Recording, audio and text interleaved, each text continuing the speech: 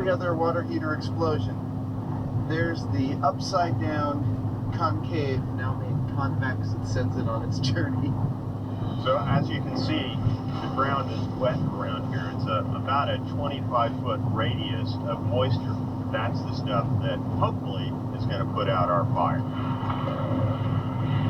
Yeah, well, you know, a little welding, it'll be good as new. Well, that was beautiful. It would seem that even though we are old dogs when it comes to detonating or exploding hot water heaters, we can still learn a few new tricks. We now know exactly how to set off a water heater when we want to.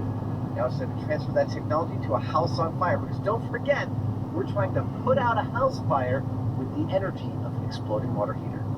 It's good. Please, don't try what you're about to see at home. We're what you would call experts.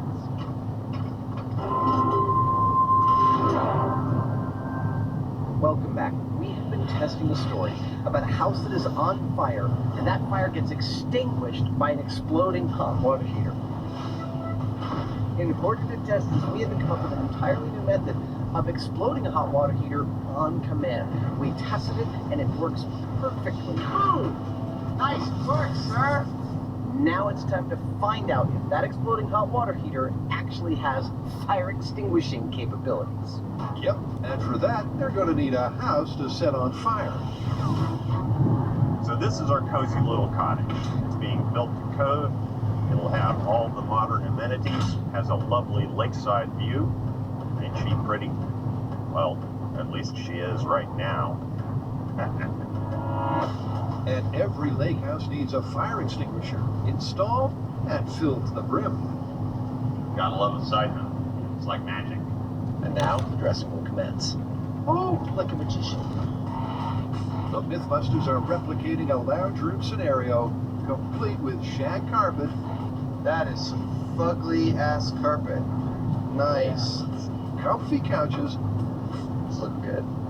and plenty of combustible contents. Home sweet home. I find it interesting we're repeatedly making spaces that feel somewhat homey, but are only going to last for like 45 minutes before we burn them down. Oh, or maybe put them out. We might put this fire out. They might, but to put it out, first they'll need to start it. Alright, go ahead and fire it up. Nice. Shut it down. Oh, what is this? This is a little wastebasket fire starter that I built back in the shop yesterday. In order to replicate a real-world fire starting in a house, we are going to create a way to start a fire in a wastebasket. We need to set a fire exactly when we want to, and that means we're going to use our favorite ignition source, the 15,000-volt neon transformer. Now, if everything goes according to plan, pushing this button should start a fire in this bucket. 3, 2, 1.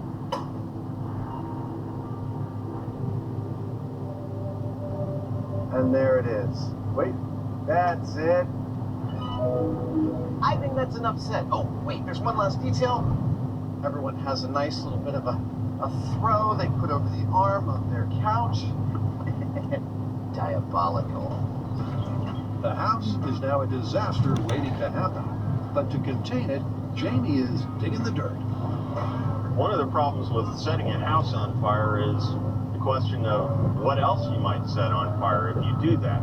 Well, it's fire season here in California, and our experiment is going to make the fire department a little, well, nervous. So, to put their minds at ease, I'm going to dig a nice fire break. And with that, their house is ready to burn. Visitor, who could it be? I think we're done. Not yet. Stand back just a little bit. Now we're done. Wipe your feet. The carpet's all nice.